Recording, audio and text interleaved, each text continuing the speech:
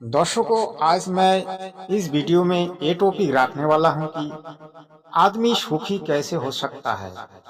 मैं तो वही कहूंगा कि संतराम पाल महाराज जी ने जो बात दोहराया है, क्योंकि संतराम पाल महाराज जी जो बात दोहराते हुए कहा, अगर आप सुखी होना चाहते हो तो दुख का सागर को पार करके आपको जाना पड़ेगा। और अगर सच्चा सुखी आप होना चाहते हो तो आपको इस लोक को छोड़ना पड़ेगा। फिर आप इस लोक को छोड़ोगे तो आप वहां जाके क्या करोगे, वहां आपको कौन सुख देगा, तो इसके बारे में भी आपको नॉलेज होना चाहिए। अगर यहाँ आप दुख के सागर में डूबोगे तो फिर आपको सुख का सागर मिल सकता है। अगर यहाँ आप सुख के सागर चाहते हो तो वहां आपको दुख का सागर मिलेगा, तो फिर आप क्या करोगे। आप बोलोगे भाई साहब आप कैसी बातें कर रहे हो, क्योंकि मैं ऐसा ही बात कर रहा हूँ। अगला आपको प्रमाण भी दूंगा। भाई यहाँ दुख की सागर है, संतराम पाल महाराज जी कहते हैं यहाँ कोई सुख नहीं है, सुख चाहते हुए भी सुख नहीं मिलता है। सत्य कि मुझे धन गना हो तो मैं सुखी हो जाऊं। जिसके पास माया होगी वो सपने में भी सुखी नहीं हो सकता। ये याद रख लियो, दास के वचन नहीं, ये परमात्मा के वचन है। सुखी कौन होगा उसकी विधि बताते हैं। अब जो धनवान है वो ये सोचते हैं कि ये राजा लोग सुखी होंगे, राजनेता सुखी होंगे। इनको स्वप्न में सुख नहीं, ये सिर्फ एक छोटी सी प्रभुता पाकर इधर उधर से अटपट करके अपना जीवन व्यतीत कर रहे हैं। और हमने देखा कि ये बड़ी इनकी मौज होगी, आगे पीछे इनके गाड़ियां चलती हैं और पुलिस रहती है साथ में। ये सुख का साधन ही नहीं है। फिर ये राजा लोग समझते हैं कि देवता लोग सुखी होंगे स्वर्ग के अंदर। स्वर्ग में तो आग लग रही है। परमात्मा ने कहा कि ब्रह्मांड 2100 आग लगी है और कृत्रिमबाजी सभी ठगी है। देवता लोग समझते हैं कि इंद्र सुखी होगा, हमें सुख नहीं। इंद्र का सुख आपने बहुत बार पढ़ा भी और सुनाया भी है। इंद्र अपना समय पूरा करके स्वर्ग का राजा अगले जीवन में गधे की योनि में जाओगा, डेफिनेट, ये रूल है। तो खाक सुख उस इंद्र को। इंद्र सोचता है कि ब्रह्मा विष्णु महेश सुखी होंगे। इन ब्रह्मा विष्णु महेश की हिस्ट्री आप पढ़ के देख लो। श्री रामचंद्र रूप में विष्णु जी आए थे, सारा जीवन जंगल में धक्के खाए, फिर रावण के लट्ठम लट्ठा, और फिर आकर राजा बन गए। बच्चे कहीं आप कहाँ, वो जीव सुखी हो सकता है? और अंत कैसे हुआ था?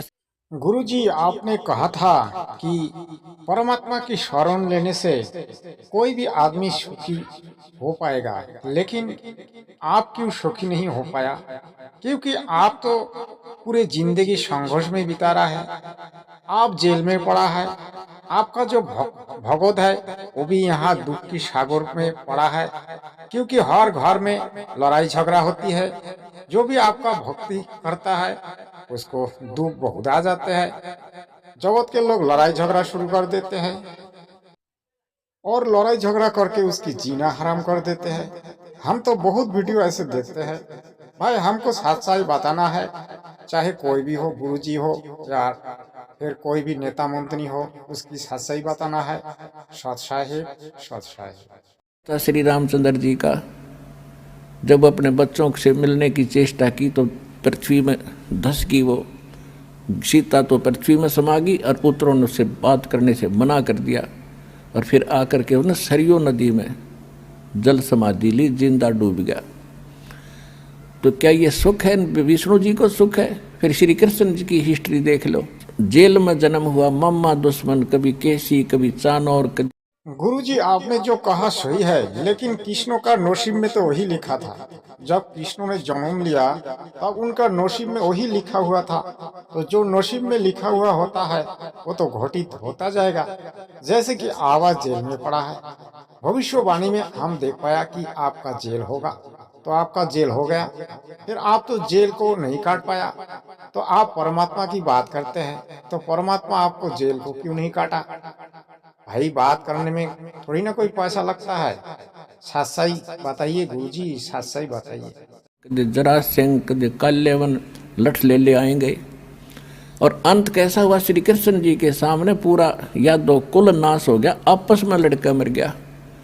और जो बुजुर्ग सबसे पीछे रह जा, सबकी मृत्यु देख ले, वो जीव सुखी नहीं होता। दर्शकों, हम पहली वाली बात दोहराएंगे। हमने पहले कहा कोई अगर सुखी होना चाहता है तो यहाँ दुख की सागर में डूबना पड़ेगा, और जब दुख का सागर पार करोगे तब आप सुखी हो पाओगे। तो अभी यहाँ सुख आपको नहीं मिलेगा, अगला जन्म में आपको सुख मिलेगा। तो इस बारे में हम विस्तार से अभी आपको बता देंगे। भाई देखिए, ये जो लोग है काल लोग, इस लोक में कोई भी प्राणी सुखी नहीं हो सकता, क्योंकि यहाँ का जो विधान है, यहाँ कर्म के अनुसार फल मिलता है। जो जैसा करते हैं उसको ऐसा फल मिलते हैं।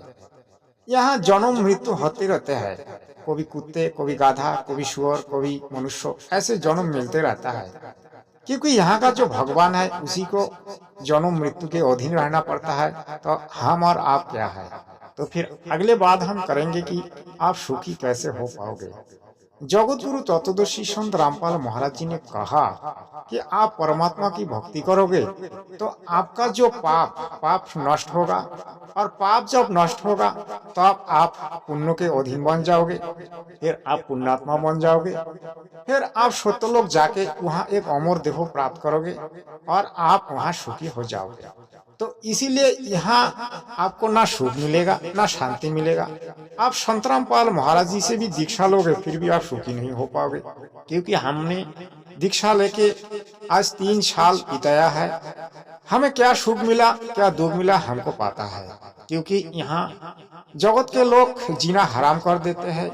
जगत के लोग के नजर में हम लोग हिंदू नहीं है, हम लोग सनातन विरोधी है। मुसलमान लोग सोचते हैं ये तो खिस्तान हो गया, ये तो मुस्लिम विरोधी है, इनका धर्म तो अलग है। भाई ये जगत के लोग जीना हराम कर देते हैं, लड़ाई झगड़ा करते हैं, हम लोगों का सुख छीन लेते हैं। इसीलिए यहाँ कोई भी सुखी नहीं हो सकता। चाहे आप संत रामपाल महाराज जी से दीक्षा लोगे तब भी सुखी नहीं हो पाओगे। अगर आप संत रामपाल महाराज जी से दीक्षा नहीं भी लोगे तो भी आप सुखी नहीं हो पाओगे। इसीलिए मेरा कहना आप मानोगे तो यहाँ अगर आप दुख के जो सागर है, दुख के सागर को आप पार करोगे तो भी आप सुखी हो पाओगे। इसके अलावा कोई उपाय नहीं है। चाहे हमारे देश का कोई भी संत, कोई भी महंत बताए, लेकिन हमने आपको प्रूफ के साथ बताया, क्योंकि वेद शास्त्र में भी यही लिखा है। भले कोई भी हमें सुख देना चाहे, लेकिन हमारे नसीब में अगर सुख नहीं है तो हमको नहीं मिलेगा। और जगत गुरु रामपाल महाराज जी ने कहते हैं, परमात्मा पाप को नष्ट कर देते हैं, कर्म को नाश कर देते हैं, कर्म का विधान को काटते हैं। ऐसा हो सकता है, लेकिन फिर भी थोड़ा बहुत रह जाता है, क्योंकि कर्म दंड सभी को भोगना पड़ता है, यहाँ का नियम है। हाँ, परमात्मा बड़ों को छोटा कर सकता है, ये हमने खुद देखा है, हमने प्रूव किया है। क्योंकि जगत गुरु रामपाल महाराज जी से दीक्षा लेके हमने सभी बातों को प्रूव करने का कोशिश कर रहा है। आज भी हम इसी काम पे लागे हैं और इसी में हम वीडियो बनाते हैं। सत साहिब।